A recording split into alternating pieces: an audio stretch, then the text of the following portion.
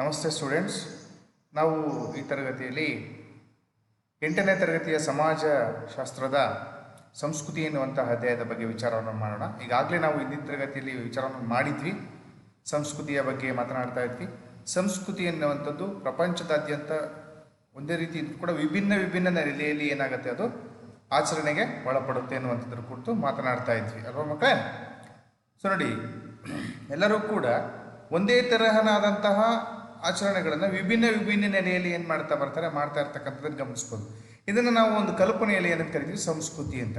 ಹಾಗಾದರೆ ಸಂಸ್ಕೃತಿ ಅಂದರೆ ಏನು ಎನ್ನುವಂಥದ್ದನ್ನು ನಾವು ಈಗ ವಿಚಾರವನ್ನು ಮಾಡಬೇಕಾಗತ್ತೆ. ಈ ಸಂಸ್ಕೃತಿ ಪದದ ಅರ್ಥವನ್ನು ನಾವು ತಿಳ್ಕೊಬೇಕಾಗತ್ತೆ. ಒಂದು ಮಾರ್ಕ್ಸ್ ಕೇಳ್ತಾನೆ ಅಂತ ಹೇಳಿದ್ದೀನಿ ಮಕ್ಕಳೇ, ಗಮನ ಇಟ್ಕೊಳ್ಳಿ. ಒಂದು ಜನ ಸಮುದಾಯದ ನಿತ್ಯ ಚಟುವಟಿಕೆಗಳ ಜೀವನ ಕ್ರಮವನ್ನು ನಾವೇನು ಕರಿತೀವಿ, ಸಂಸ್ಕೃತಿ ಅಂತೇಳಿ ನಾವು ಕರಿತೀವಿ. ಒಂದು ಜನ ಸಮುದಾಯದ ನಿತ್ಯ ಚಟುವಟಿಕೆಗಳ ಜೀವನ ಕ್ರಮ. ದಿನನಿತ್ಯವೂ ಕೂಡ ಒಂದೊಂದು ರೀತಿಯಲ್ಲಿ ಅವ್ರು ಏನು ಮಾಡ್ತಾ ಬರ್ತಾರೆ, ಬದುಕುವಂಥ ಕ್ರಮಗಳನ್ನು, ಆಚರಣೆ ಕ್ರಮಗಳನ್ನು ಅನುಸರಿಸ್ತಾ ಬರ್ತಕ್ಕಂಥದ್ದನ್ನು ನಾವು ಸಂಸ್ಕೃತಿ ಅಂತ ಕರಿತೀವಿ. ಇಂಗ್ಲೀಷ್ನಲ್ಲಿ ಇದನ್ನು ನಾವು ಏನು ಕರಿತೀವಿ? Yes, very good, culture. ಏನು ಕರಿತೀವಿ? ಕಲ್ಚರ್ ಅಂತೇಳಿ ನಾವು ಅದನ್ನು ಕರಿತೇವೆ. ಈ ಒಂದು ಪದದ ಮೂಲವನ್ನು ನಾವು ಹುಡುಕ್ತಾ ಹೊಟ್ರೆ, ಆ ಪದದ ಕಲ್ಚರ್ ಪದದ ಮೂಲವನ್ನು ಹುಡುಕ್ತಾ ಹೊಟ್ರೆ, ಇದು ಲ್ಯಾಟಿನ್ ಭಾಷೆಯ ಕೂಲರ್ ಎನ್ನುವಂಥ ಒಂದು ಪದದಿಂದ ಬಂದಿದೆ. ಕೂಲರ್ ಎನ್ನುವಂಥ ಪದದಿಂದ ಬಂದಿರತಕ್ಕಂಥ ಗಮನಿಸಬಹುದಾಗುತ್ತೆ. ಈ ಕೂಲರ್ ಎನ್ನುವಂಥ ಪದದ ಅರ್ಥ ಏನಪ್ಪ ಅಂದರೆ ಪೋಷಿಸು ಅಥವಾ ಬೆಳೆಸು ಎನ್ನುವಂಥದ್ದನ್ನ ಅರ್ಥವನ್ನು ಕೊಡುತ್ತೆ. ನೋಡಿ, ಇದನ್ನು ಒಂದು ಮಾರ್ಕ್ಸ್ ಕೇಳ್ತಾನೆ. ಸಂಸ್ಕೃತಿ ಪದದ ಒಂದು ಉತ್ಪತ್ತಿಯನ್ನು ತಿಳಿಸಿ ಎನ್ನುವಂಥದ್ದನ್ನು ಕೇಳ್ತಾರೆ. ಗಮನ ಹರಿಸಬೇಕು ಗೊತ್ತೆ ಮಕ್ಕಳೇ. ಉತ್ಪತ್ತಿ ಅನ್ನೋದು ನೀವು ಬರಿಬೇಕು. ಇದು ಇಂಗ್ಲೀಷ್ನಲ್ಲಿ ಕಲ್ಚರ್ ಅಂತ ಕರಿತೀವಿ. ಇದು ಕಲ್ಚರ್ ಎನ್ನುವಂಥ ಪದ ಲ್ಯಾಟಿನ್ ಭಾಷೆಯ ಕೂಲರ್ ಎನ್ನುವಂಥ ಪದದಿಂದ ಬಂದಿದೆ. ಕೂಲರ್ ಎಂದರೆ ಪೋಷಿಸು, ಬೆಳೆಸು ಎನ್ನುವಂಥ ಅರ್ಥವನ್ನು ಕೊಡುತ್ತದೆ ಎನ್ನುವಂಥದ್ದು ಕೂಡ. ನೋಡಿ, ಕಾಲಕ್ರಮೇಣ ಮಾನವನ ಚಟುವಟಿಕೆಗಳ ವರ್ತನೆಯ ಸ್ವರೂಪವನ್ನು ತಿಳಿಸ್ಲಿಕ್ಕೆ, ಸೂಚಿಸಲಿಕ್ಕೆ ಈ ಒಂದು ಪದವನ್ನು ನಾವು ಬಳಕೆ ಮಾಡ್ತೀವಿ. ಆ ಪದವನ್ನು ಸಂಸ್ಕೃತಿ ಪದವನ್ನು. ಓಕೆ ನೋಡಿ, ಯಾಕೆಂದರೆ ದಿನನಿತ್ಯವೂ ಕೂಡ ಒಂದೊಂದು ರೀತಿಯಲ್ಲಿ ಅವನು ನೋಡಿ, ಅವನ ಧರ್ಮ, ಆಚರಣೆ, ಜಾತಿ ಇವುಗಳಿಗೆ ಅನುಸಾರವಾಗಿ ಅವನೇನು ಮಾಡ್ತಾ ಬರ್ತಾನೆ, ಆಚರಣೆಗಳನ್ನು, ಅವನದೇ ಆದಂಥ ಆಚರಣೆಗಳನ್ನು ಅವನದೇ ಆದಂತಹ ನೆಲೆಗಟ್ಟಿನಲ್ಲಿ ಮಾಡ್ತಾ ಬರ್ತಕ್ಕಂಥದ್ದನ್ನು ಗಮನ. ಇದನ್ನು ನಾವು ಕಲ್ಚರ್ ಅಂತೇಳಿ ಕರೀತಕ್ಕಂಥದ್ದು ಮಕ್ಕಳೇ. ನೋಡಿ, ಇದನ್ನು ಬಹುತೇಕ ನೀವು ಗಮನಿಸಿದಾಗ ಇಂಗ್ಲೀಷ್ ಭಾಷೆಯ ಬಹುತೇಕ ಪದಗಳನ್ನು ನಾವು ನೋಡಿದಾಗ ಲ್ಯಾಟಿನ್ ಮತ್ತು ಗ್ರೀಕ್ ಭಾಷೆಯಿಂದ ಎರವಲನ್ನು ಪಡ್ಕೊಂಡಿದ್ದೀವಿ ನಾವು. ಓಕೆ, ಕನ್ನಡ ಪದಗಳು ಬಹುತೇಕ ಜಾಸ್ತಿ ಸಂಸ್ಕೃತದಿಂದ ಬಂದಿರ್ತಕ್ಕ ಜಾಸ್ತಿ ಗಮನಿಸಬೇಕಾಗತ್ತೆ. ಸಂಸ್ಕೃತದಿಂದ ತೆಗೆದುಕೊಂಡಿರ್ತೀವಿ ಬಹುತೇಕ. ಬಟ್ ಇಂಗ್ಲೀಷ್ ಪದಗಳನ್ನು ನಾವು ನೋಡಿದಾಗ ಜಾಸ್ತಿ ಬಂದಿರತಕ್ಕಂಥದ್ದು ಲ್ಯಾಟಿನ್ ಮತ್ತು ಗ್ರೀಕ್ ಭಾಷೆಯಿಂದ ಬಂದಿರತಕ್ಕಂಥದ್ದು. ಕನ್ನಡ ಪದಗಳು ಜಾಸ್ತಿ ಸ್ವಲ್ಪ ಮಟ್ಟಿಗೆ ಸಂಸ್ಕೃತದಿಂದ ಬಂದಿರತಕ್ಕಂಥದ್ದು. ಬಟ್ ಇದನ್ನು ಕಲ್ಚರ್ ಅನ್ನೋದನ್ನು ಕನ್ನಡದಲ್ಲಿ ನಾವು ಸಂಸ್ಕೃತಿ ಅಂತೇಳಿ ನಾವು ಅದನ್ನು ಕರಿತೇವೆ. ಗಮನವನ್ನು ಇಟ್ಕೋಬೇಕು. ಸೊ ಈ ಒಂದು ಸಂಸ್ಕೃತಿ ಎನ್ನುವಂಥದ್ದನ್ನು ಕುರಿತು ಅನೇಕ ವಿದ್ವಾಂಸರುಗಳು, ಸಮಾಜಶಾಸ್ತ್ರಜ್ಞರುಗಳು ತಮ್ಮದೇ ಆದಂಥ ಒಂದು ವ್ಯಾಖ್ಯಾನಗಳನ್ನು ಕೊಟ್ಟಿರ್ತಾರೆ ಮಕ್ಕಳೇ. ಅವುಗಳ ವ್ಯಾಖ್ಯಾನಗಳನ್ನು ಏನಂತೇಳಿ ನಾವು ಅವನ್ನ ವ್ಯಾಖ್ಯೆಗಳು ಅಂತಂದರೆ ಅವರದೇ ಆದಂಥ ಒಂದು ಹೇಳಿಕೆಗಳು. ಅಲ್ಲಿ ಪಕ್ಕದಲ್ಲೇ ಕೊಟ್ಟಿದ್ದೀನಿ, ಅವರದೇ ಆದಂಥ ಒಂದು ಹೇಳಿಕೆಗಳು. ಸೊ ಯಾರ್ಯಾರು ಯಾವ ರೀತಿ ಹೇಳಿಕೆಗಳನ್ನು ಕೊಟ್ಟಿದ್ದಾರೆ ಅನ್ನೋದು ನೋಡೋಣ. ಮೊದಲನೇದು ಇ.ಬಿ. ಟೇಲರ್. ಯಾರೋ? ಇ.ಬಿ.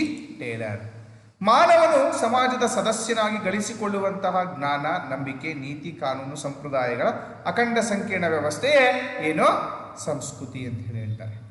ಅಂದರೆ ಮಾನವ ಸಮಾಜದ ಸದಸ್ಯನಾಗಿ ಬದುಕ್ತಾ ಇದ್ದಂಥ ಸಂದರ್ಭಗಳಲ್ಲಿ ಅವನು ಅನೇಕ ಮಾಹಿತಿಗಳನ್ನು, ವಿಚಾರಗಳನ್ನು, ಗುಣಗಳನ್ನು ಅವನು ಮೈಗೂಡಿಸ್ಕೊಂಡು ಜೀವನವನ್ನು ಮಾಡ್ಕೊಳ್ಳಿಕ್ಕೆ ಶುರು ಮಾಡ್ತಾ ಬರ್ತಾನೆ. ಉದಾಹರಣೆಗೆ ಜ್ಞಾನ ಆಗಿರ್ಬೋದು, ನಂಬಿಕೆಗಳಾಗಿರ್ಬೋದು, ಅಲ್ಲಿರ್ತಕ್ಕಂಥ ನೀತಿ ಕಾನೂನುಗಳಾಗಿರ್ಬೋದು, ಅವೆಲ್ಲ ಸಂಪ್ರದಾಯಗಳಾಗಿರ್ಬೋದು, ಆಚಾರ ವಿಚಾರಗಳಾಗಿರ್ಬೋದು, ಅವೆಲ್ಲವುಗಳನ್ನು ತಿಳ್ಕೊಂಡು ಏನು ಮಾಡ್ತಾರೆ, ಜೀವನವನ್ನು ಮಾಡ್ತಾ ಬರ್ತಾನೆ. ಇಂಥ ಇವೆಲ್ಲವುಗಳ ಒಂದು ಸಂಕೀರ್ಣ ವ್ಯವಸ್ಥೆಯನ್ನು ನಾವೇನು ಕರಿತೀವಿ, ಸಂಸ್ಕೃತಿ. ಅಂದರೆ ಅವನದೇ ಆದಂಥ ಸಂಸ್ಕೃತಿಯಲ್ಲಿ ಏನಾಗುತ್ತೆ, ಮಾರ್ಪಾಡಾಗಿ ಬೆಳವಣಿಗೆ ಆಗುತ್ತೆ ಅಂತ ಹೇಳಿ ಮಕ್ಕಳು. ಸೊ ಆ ಒಂದು ಹಿನ್ನೆಲೆಯಲ್ಲಿ ಒಂದು ಹೇಳಿಕೆಯನ್ನು ಕೊಡ್ತಾರೆ. ಯಾರು? ಇ.ಬಿ. ಟೇಲರ್. ನೆಕ್ಸ್ಟ್ ನೋಡೋಣ, ಮಾಲಿನೋವ್ಸ್ಕಿ ಅವರ ಒಂದು ಪ್ರಕಾರ ಸಂಸ್ಕೃತಿಯನ್ನು ಇಲ್ಲಿದೆ ನೋಡಿ, ಮಾಲಿನೋವ್ಸ್ಕಿ. ಸೊ ಅವರ ಪ್ರಕಾರ ಸಂಸ್ಕೃತಿ ಅಂದರೆ ಏನು ಅಂತ ಈಗ ನೋಡ್ತಾ ಹೋಗೋಣ. ಮಾನವ ತನ್ನ ಜೀವನದ ಗೊತ್ತು ಗುರಿ ರೂಪಿಸಿಕೊಳ್ಳಲು ನಿರ್ಮಿಸಿಕೊಂಡಂಥ ಒಂದು ಸಾಧನ ಅಂತ. ಮಾನವನನ್ನ ತನ್ನ ಜೀವನದ ಗೊತ್ತು ಗುರಿಗಳನ್ನು ರೂಪಿಸಿಕೊಳ್ಳಲು ನಿರ್ಮಿಸಿಕೊಂಡಂಥ ಒಂದು ಸಾಧನವೇ ಸಂಸ್ಕೃತಿ. ಅಂದರೆ ಅವನ ಒಂದು ವ್ಯಕ್ತಿತ್ವ, ಅವನ ಒಂದು ಗೌರವ, ಅವನನ್ನು ಗುರುತಿಸ್ಕೊಳ್ಳುವಂಥದ್ದು. ಸೊ ಈ ವಿಭಿನ್ನ ನೆಲೆಯಲ್ಲಿ ಗುರುತಿಸ್ಕೊಳ್ತಕ್ಕಂಥದ್ದು ಎಲ್ಲವೂ ಕಾರಣ ಆಗ್ತಕ್ಕಂಥದ್ದು ಬಹುತೇಕವಾಗಿ ಏನು, ಸಂಸ್ಕೃತಿ. ಆ ಸಂಸ್ಕೃತಿಯನ್ನು ಅದಕ್ಕೆ ಅವನೇನು ಮಾಡ್ತಾನೆ, ತಮ್ಮ ಜೀವನದ ಗೊತ್ತು ಗುರಿಗಳನ್ನು ರೂಪಿಸ್ಕೊಳ್ಳಿಕ್ಕೆ ಅವನೇನು ಮಾಡ್ತಾನೆ, ಅದನ್ನು ಸಾಧನವಾಗಿ ಏನು ಮಾಡ್ತಾನೆ, ಬಳಸ್ಕೊಳ್ತಾನೆ. ಸೊ ಅದನ್ನೇ ನಾವೇನು ಹೇಳ್ತೀವಿ, ಸಂಸ್ಕೃತಿ. ಅಂದರೆ ಈ ಸಾಧನವು ಒಬ್ಬ ವ್ಯಕ್ತಿಯ ವ್ಯಕ್ತಿತ್ವದ ಒಂದು ಗೊತ್ತು ಗುರಿಗಳನ್ನು ಏನು ಮಾಡ್ತದೆ, ರೂಪಿಸುತ್ತದೆ. ಆ ಒಂದು ಹಿನ್ನೆಲೆಯಲ್ಲಿ ಅವ್ರೇನು ಮಾಡ್ತಾರೆ, ಇದನ್ನು ಸಂಸ್ಕೃತಿ ಅಂತೇಳಿ ಕರೆದಿದ್ದಾರೆ ಮಕ್ಕಳೇ. ಸೊ ಇದನ್ನು ನೀವು ನೆನಪಿಟ್ಕೋಬೇಕಾಗತ್ತೆ. ಓಕೆ, ನೆಕ್ಸ್ಟ್ ನೋಡೋದಾದ್ರೆ ನೋಡಿ ನೆಕ್ಸ್ಟ್ ನೋಡಿ 2 ಹೇಳಿಕೆಗಳನ್ನು ಮುಖ್ಯವಾಗಿ ಗಮನಿಸಬಹುದಾಗ್ತದೆ. ನೆಕ್ಸ್ಟ್ ನಮಗೆ ಸಂಸ್ಕೃತಿಯ ಸ್ವರೂಪ, ಸಂಸ್ಕೃತಿ ಎನ್ನುವಂಥದ್ದು ಯಾವ ರೀತಿಯ ಸ್ವರೂಪವನ್ನ ಪಡ್ಕೊಂಡಿದೆ ಅನ್ನುವಂಥದ್ದನ್ನ ನಾವು ನೋಡ್ತಾ ಹೋಗೋಣ ಮಕ್ಕಳೇ. ಓಕೆ, ಸಂಸ್ಕೃತಿಯ ಸ್ವರೂಪ ನೋಡಿ, ಒಂದು ಕೇಳ್ತಾರೆ, ನೆನ್ಪಿಟ್ಕೊಳ್ಳಿ, ಒಂದು ನಿರ್ದಿಷ್ಟ ಸಮುದಾಯದ ಜೀವನ ಕ್ರಮ. ನೋಡಿ, ಅವ್ರ ಒಂದು ನಿರ್ದಿಷ್ಟ ಸಮುದಾಯದ ಜೀವನ ಕ್ರಮವನ್ನ ಆಧಾರದ ಮೇಲೆ ಏನಾಗುತ್ತೆ, ಸಂಸ್ಕೃತಿ ರೂಪವನ್ನ ಪಡ್ಕೊಂಡಿರ್ತದೆ. ನೋಡಿ, ಅವ್ರದೇ ಆದಂಥ ಒಂದು ಯಾವುದಾದ್ರು ಜನಸಮುದಾಯ ಅಂತ ಇಟ್ಕೊಂಡ್ರೆ ಅಲ್ಲಿ ಅವ್ರದೇ ಆದಂಥ ಸಂಸ್ಕೃತಿ ಏನಾಗಿರುತ್ತೆ, ಮಾರ್ಪಾಡಾಗಿರುತ್ತೆ. ಒಂದೊಂದು ಜನಾಂಗಕ್ಕೂ ಒಂದೊಂದು ಜನ ಸಮುದಾಯಕ್ಕೂ ಅವರದೇ ಆದಂತಹ ಒಂದು ಸಂಸ್ಕೃತಿಯನ್ನು ಅವ್ರು ಏನು ಮಾಡಿರ್ತಾರೆ, ಜೀವನ ಕ್ರಮವನ್ನು ಉದಾಹರಣೆ ಇಲ್ಲಿ ನಾಡಿನಲ್ಲಿರ್ತಕ್ಕಂಥವ್ರಾಗಿರ್ಬೋದು ಅಥವಾ ಕಾಡಿನಲ್ಲಿ ವಾಸ ಮಾಡ್ತಕ್ಕಂಥ ಬುಡಕಟ್ಟು ಜನಾಂಗದವರಾಗಿರ್ಬೋದು. ನೋಡಿ, ಅವೆರಡನ್ನು ನೋಡಿದಾಗ ಇಬ್ಬರು ಮಾನವರೇ, ಬಟ್ ಆದರೆ ಅವರು ಅನುಸರಿಸುವಂಥ ಜೀವನ ಕ್ರಮ, ಆಚರಣೆಗಳು, ಆಚಾರ ವಿಚಾರಗಳು ಅವೆಲ್ಲವೂ ಕೂಡ ವಿಭಿನ್ನ ನೆಲೆಯಲ್ಲಿ ಏನಾಗಿರ್ತದೆ, ಮಾರ್ಪಾಡಾಗಿರ್ತದೆ ಅನ್ನುವಂಥದ್ದು ಕೂಡ. ಎರಡನೇದಾಗಿ ಈ ರೀತಿ ಸ್ವರೂಪವನ್ನು ಪಡ್ಕೊಂಡಿರ್ತದೆ. ಒಂದು ನಿರ್ದಿಷ್ಟ ಸಮುದಾಯದ ಜೀವನ ಕ್ರಮವಾಗಿ ಅದೇನಾಗಿರುತ್ತೆ, ಮಾರ್ಪಾಡಾಗಿರುತ್ತೆ. ಹಲವಾರು ಕ್ಷೇತ್ರಗಳ ಸಾಧನೆಯನ್ನು ಬಿಂಬಿಸುತ್ತದೆ, ಹಲವಾರು ಕ್ಷೇತ್ರಗಳ ಸಾಧನೆಯನ್ನು ಬಿಂಬಿಸುತ್ತದೆ. ಉದಾಹರಣೆ ಸಾಹಿತ್ಯ, ಕಲೆ, ವಿಜ್ಞಾನ, ಜಾನಪದ ಇವೆಲ್ಲವುಗಳ ಆ ಕ್ಷೇತ್ರಗಳ ಸಾಧನೆಯನ್ನು ಬಿಂಬಿಸುವಂಥ ಕೆಲಸಗಳನ್ನು ಮಾಡ್ತದೆ. ಹಾಗಾಗಿ ಅದು ಒಂದು ಈ ಥರದ ಒಂದು ಸ್ವರೂಪವನ್ನು ಪಡ್ಕೊಡುತ್ತದೆ, ಅಂದರೆ ಸಾಧನೆಗಳನ್ನು ಬಿಂಬಿಸುತ್ತದೆ. ಅವ್ರದ್ದೇ ಆದಂಥ ನೋಡಿ, ಜನಪದ ಸಾಹಿತ್ಯ ಕ್ಷೇತ್ರದ ಸಂಸ್ಕೃತಿಯೇ ಒಂದು ಬೇರೆ ಇರ್ತದೆ, ವಿಜ್ಞಾನ ಕ್ಷೇತ್ರದ ಒಂದು ಸಂಸ್ಕೃತಿಗಳೇ ಬೇರೆ ಇರ್ತದೆ, ಸಾಹಿತ್ಯ ಕಲೆಗಳ ಕ್ಷೇತ್ರದ ಸಂಸ್ಕೃತಿನೇ ಬೇರೆ ಇರ್ತದೆ. ಹೀಗೆ ಪ್ರತಿಯೊಂದು ಕಲೆಗಳನ್ನು ಅಭ್ಯುದಯಕ್ಕೆ ಮಟ್ಟಕ್ಕೆ ಅಂದರೆ ಬೆಳವಣಿಗೆ ಮಾಡಲಿಕ್ಕೆ ಏನು ಮಾಡ್ತದೆ, ಇದು ಸಹಾಯಕ ಆಗ್ತದೆ. ಹಿಂಗೆ ಆ ಬೆಳೆಯುವುದಕ್ಕೆ ಸಹಾಯ ಮಾಡುವ ಮೂಲಕ ಒಂದು ಸ್ವರೂಪವನ್ನು ಪಡ್ಕೊಂಡಿರ್ತದೆ ಮಕ್ಕಳೇ. ಆಮೇಲೆ ಎಲ್ಲ ಅಂಶಗಳ ಒಟ್ಟು ಸಾರವಾಗಿದೆ. ಪ್ರತಿಯೊಂದು ಎಲ್ಲ ಅಂಶಗಳು ಕೂಡ ತೆಗೆದುಕೊಂಡಾಗ ಅದು ಪ್ರತಿಯೊಂದು ವಸ್ತುವಿನ, ಪ್ರತಿಯೊಂದು ವಿಷಯದ ಬೆಳವಣಿಗೆಗೆ ತನ್ನದೇ ಆದಂಥ ಒಂದು ಸಹಾಯವನ್ನು ಮಾಡುವ ಮೂಲಕ ಅವುಗಳ ಬೆಳವಣಿಗೆಗೆ ಏನು ಮಾಡ್ತದೆ, ಸಹಾಯಕವಾಗ್ತದೆ. ಹೀಗೆ ಪ್ರತಿಯೊಂದು ಜನ ಸಮುದಾಯಗಳು ಈ ಥರದ ಅಂಶಗಳನ್ನ ಇಟ್ಕೊಂಡು, ಸಂಸ್ಕೃತಿಯನ್ನು ಇಟ್ಕೊಂಡು ಏನು ಮಾಡ್ತಾ ಬರ್ತಾರೆ, ತಮ್ಮ ಜನ ಸಮುದಾಯವನ್ನು, ಜನಾಂಗವನ್ನು, ವ್ಯಕ್ತಿತ್ವಗಳನ್ನು ಗುರುತಿಸ್ಕೊಳ್ಳಿಕ್ಕೆ ಕಾರಣ ಆಗ್ತದೆ. ಹೀಗೆ ಒಟ್ಟಾರೆ ಎಲ್ಲ ಒಟ್ಟು ಅಂಶಗಳ ಸಾರವಾಗಿ ಏನಾಗ್ತದೆ, ಬೆಳವಣಿಗೆ ಆಗ್ತದೆ ಅನ್ನುವಂಥದ್ದು ಕೂಡ. ಆಮೇಲೆ ನೋಡಿ, ಸಮುದಾಯದ ಭಾವನೆಗಳು ಪ್ರತಿನಿಧಿಸುತ್ತದೆ. ನೋಡಿ, ಪ್ರತಿಯೊಂದು ಜನ ಸಮುದಾಯದ ಒಂದು ಭಾವನೆಗಳನ್ನು ಪ್ರತಿನಿಧಿಸುವಂಥ ಕೆಲಸ ಮಾಡ್ತದೆ. ಯಾಕೆಂದರೆ ನೋಡಿ, ಅವರು ತಾವು ಆಚರಿಸುವಂಥ ಹಬ್ಬಗಳು, ಹರಿದಿನಗಳು, ಆಚರಣೆಗಳು ಅವನ್ನೆಲ್ಲ ಏನು ಮಾಡ್ತಾ ಬರ್ತಾರೆ, ಈ ಸಂಸ್ಕೃತಿಯ ತಮ್ಮದೇ ಆದಂಥ ಸಂಸ್ಕೃತಿಯ ಮೂಲಕ ಏನು ಮಾಡ್ತಾ ಬರ್ತಾರೆ, ಆಚರಣೆಯನ್ನು ಮಾಡ್ತಾ ಬರ್ತಾರೆ. ಅದು ಪ್ರತಿನಿಧಿಸುವಂಥ ಕೆಲಸವನ್ನು ಮಾಡ್ತದೆ, ಅಂದರೆ ಅದು ಬಿಂಬಿಸ್ತಾ ಹೋಗುತ್ತೆ. ತಮ್ಮ ಸಂಸ್ಕೃತಿಯ ಮೂಲಕ, ಅವ್ರದೇ ಆದಂಥ ಸಂಸ್ಕೃತಿಯ ಮೂಲಕ ಆಚರಣೆಗಳನ್ನು ಅನುಸರಿಸ್ತಾ ಹೋಗ್ತಾರೆ, ಆಚರಣೆಗಳನ್ನು ಮಾಡ್ತಾ ಹೋಗ್ತಾರೆ. ಹಾಗಾಗಿ ಇದು ಆ ಜನ ಸಮುದಾಯದ ಸಂಸ್ಕೃತಿ ಅಂತೇಳಿ ಗುರುತಿಸ್ಲಿಕ್ಕೆ ಏನಾಗುತ್ತೆ, ಸಹಾಯಕ ಆಗ್ತದೆ. ಅರ್ಥ ಆಗ್ತದಲ್ಲ ಮಕ್ಕಳೇ? ಈ ರೀತಿಯಾಗಿ ಜನ ಸಮುದಾಯದ ಭಾವನೆಗಳು ಆ ಸಂಸ್ಕೃತಿಯ ಮೂಲಕ, ಅವ್ರದೇ ಆದಂಥ ಸಂಸ್ಕೃತಿಯ ಮೂಲಕ ಏನಾಗ್ತದೆ, ಪ್ರಕಟವಾಗುತ್ತವೆ. ಅರ್ಥ ಆಗುತ್ತಲ್ಲ? S, very good. ನೆಕ್ಸ್ಟ್ ನೋಡೋಣ. ತಲೆಮಾರುಗಳಿಂದ ಬಂದದ್ದು ಮುಂದಿನ ತಲೆಮಾರುಗಳಿಗೆ ವರ್ಗವಾಗುವುದು ಅಲ್ವಾ ಮಕ್ಕಳೇ? ಈಗ ನೋಡಿರ್ತೀರಿ, ನಾವು ಇಂದಿನಿಂದ ಕೆಲವೊಂದು ಆಚರಣೆಗಳು ಮಾಡ್ಕೊಂಡ್ಬಂದಿರ್ತೀವಿ. ನಮ್ಮ ಅಜ್ಜ ಅಜ್ಜಿ ಮಾಡ್ಕೊಂಡ್ಬಂದಿರ್, ನಮ್ಮ ತಾತ ಮುತ್ತಾತ ಮಾಡ್ಕೊಂಡ್ಬಂದಿರ್ತಕ್ಕಂಥ ಆಚರಣೆಗಳನ್ನ ನಮ್ಮ ತಾತ ಅವ್ರು ಮಾಡ್ತಾರೆ, ನಮ್ಮ ತಾತ ಅವ್ರು ಮಾಡಿರ್ತಕ್ಕಂಥದ್ದು ನಮ್ಮ ತಂದೆ ತಾಯಿಗಳು ಮಾಡ್ತಾರೆ, ನಮ್ಮ ತಂದೆ ತಾಯಿಗಳು ಮಾಡಿರ್ತಕ್ಕಂಥ ಆಚರಣೆಗಳನ್ನ ನಾವು ಅದನ್ನ ಮುಂದುವರ್ಸ್ಕೊಂಡು ಹೋಗ್ತೀವಿ. ನಾವು ಮುಂದುವರ್ಸ್ಕೊಂಡು ಹೋಗಿದ್ರೆ ಮತ್ತು ನಮ್ಮ ಮಕ್ಕಳು, ಮೊಮ್ಮಕ್ಕಳು, ಮರಿ ಮಕ್ಕಳು ಹಿಂಗೆ ಮುಂದುವರ್ಸ್ಕೊಂಡು ಹೋಗ್ತಾರೆ. ಹೀಗೆ ತಲೆಮಾರುಗಳಿಂದ ತಲೆಮಾರುಗಳಿಗೆ ಇದೇನಾಗುತ್ತೆ, ವರ್ಗಾವಣೆ ಆಗ್ತದೆ. ಮುಂದಿನ ತಲೆಮಾರುಗಳಿಗೆ ವರ್ಗಾವಣೆ ಆಗ್ತಕ್ಕಂಥ, ಹೀಗೆ ತಲೆಮಾರುಗಳಿಗಿಂತ ತಲೆಮಾರುಗಳಿಗೆ ವರ್ಗಾವಣೆ ಆಗುವಂಥ ಗುಣಲವನ್ನು ಇದು ಒಳಗೊಂಡಿದೆ. ಆಗ್ತಿದೆಯಲ್ಲ? ಅಂತಹ ಒಂದು ಹಿನ್ನೆಲೆಯಲ್ಲಿ ಇದು ಸ್ವರೂಪವನ್ನು ಪಡ್ಕೊಂಡಿದೆ. ಆಮೇಲೆ ನೆಕ್ಸ್ಟ್ ನೋಡಿ, ಸಮುದಾಯ ಒಪ್ಪಿತ ಸಂಕೇತಗಳು ಹೊಂದಿದೆ. ಸಮುದಾಯ ಒಪ್ಪಿತ ಸಂಕೇತಗಳನ್ನು ಹೊಂದಿದೆ. ಅವ್ರದ್ದೇ ಆದಂಥ ಒಂದು ಸಮುದಾಯ ಒಪ್ಪಿರ್ತಕ್ಕಂಥ ಒಂದು ಸಂಕೇತಗಳನ್ನು ಅದೇನು ಮಾಡ್ತಾ ಬರ್ತದೆ, ಅನುಸರಿಸ್ತಾ ಬರ್ತದೆ. ಹೀಗಾಗಿ ಆ ಸಂಸ್ಕೃತಿಯು ತನ್ನದೇ ಆಗಿರ್ತಕ್ಕಂಥ ಒಂದು ಜನ ಸಮುದಾಯ ಮತ್ತು ತನ್ನದೇ ಆಗಿರ್ತಕ್ಕಂಥ ಒಂದು ಜಾತಿಗಳು ಒಪ್ಪುವಂತಹ ಒಂದು ನೀತಿ ನಿಯಮಗಳನ್ನು ಅದು ಅನುಸರಿಸ್ಕೊಳ್ಳುವಂತೆ ಮಾಡ್ತದೆ ಎನ್ನುವಂಥದ್ದು ಕೂಡ. ಹೀಗೆ ಆ ಸಂಸ್ಕೃತಿಯ ಸ್ವರೂಪವನ್ನು ಅದು ಪಡ್ಕೊಂಡು ಮುಂದುವರಿತಕ್ಕಂಥದ್ದನ್ನು ಗಮನಿಸಬಹುದಾಗ್ತದೆ. ಹೀಗೆ ಸಂಸ್ಕೃತಿ ಅನ್ನುವಂಥದ್ದು ಏನಾಗುತ್ತೆ, ಸಮುದಾಯ ಒಪ್ಪಿತ ಸಂಕೇತಗಳನ್ನು ಹೊಂದಿ ಅದು ಪ್ರತಿಯೊಂದು ಜನ ಸಮುದಾಯಗಳ, ಜನಾಂಗಗಳ ಬೆಳವಣಿಗೆಗೆ ಏನಾಗುತ್ತೆ, ಸಹಾಯಕ ಆಗ್ತದೆ ಅನ್ನುವಂಥದ್ದು ಕೂಡ. ಆಮೇಲೆ ನಿಧಾನವಾಗಿ ಬದಲಾವಣೆಯನ್ನು ಬದಲಾವಣೆಗೆ ಒಳಪಡುವುದು. ನೋಡಿ ಸಂಸ್ಕೃತಿ ಅನ್ನುವಂಥದ್ದು ಈಗ ಗಮನಿಸ್ಬೋದು ನೀವು ಮಕ್ಕಳೇ, ಈಗಿದ್ದಂಥದ್ದು ಮುಂದಿನ ತಲೆಮಾರುಗಳಿಗೆಲ್ಲ ಸ್ವಲ್ಪ ಮಟ್ಟಿಗೆ ಈಗ ಏನಾಗುತ್ತೆ ನೋಡಿ, ಅದು ಸ್ವಲ್ಪ ಮಟ್ಟಿಗೆ ಇದು ವಿಶಿಷ್ಟ ಏನಪ್ಪ ಅಂದರೆ, ಈ ಸಂಸ್ಕೃತಿಯು ಸ್ವಲ್ಪ ಮಟ್ಟಿಗೆ ಬದಲಾವಣೆಯ ಗುಣವನ್ನು ಒಳಗೊಂಡಿರ್ತಕ್ಕಂಥದ್ದು. ಆ ಹಿನ್ನೆಲೆಯಲ್ಲಿ ಏನಾಗಿರ್ತದೆ, ರೂಪವನ್ನು ಪಡ್ಕೊಂಡಿರ್ತದೆ. ಉದಾಹರಣೆ ಗಮನಿಸಿದಾಗ ಈಗ ಹಬ್ಬ ಹರಿದಿನಗಳು ತಗೊಳ್ಳಿ, ಸ್ವಲ್ಪ ಮಟ್ಟಿಗೆ ಆಚರಣೆ ಮಾಡ್ತೀವಿ, ಹಿಂದಿನವ್ರು ಮಾಡಿದಂತಕ್ಕಂಥ ಆಚರಣೆಗಳು ಮಾಡ್ತೀವಿ, ಆದರೆ ಸ್ವಲ್ಪ ಮಟ್ಟಿಗೆ ಅವನ್ನೇನು ಮಾಡ್ತಾ ಬರ್ತೀವಿ, ಬದಲಾವಣೆಗಳನ್ನು ಮಾಡ್ಕೊಳ್ತಾ ಬರ್ತೀವಿ ಮಕ್ಕಳೇ. ಸ್ವಲ್ಪ ಮಟ್ಟಿಗೆ ಸಣ್ಣ ಪುಟ್ಟ ಬದಲಾವಣೆಗಳನ್ನು ಮಾಡ್ಕೊಂಡು ಏನು ಮಾಡ್ತಾ ಬರ್ತೀವಿ, ಆಚರಣೆಗಳನ್ನು ಮಾಡ್ತಾ ಹೋಗ್ತೀವಿ.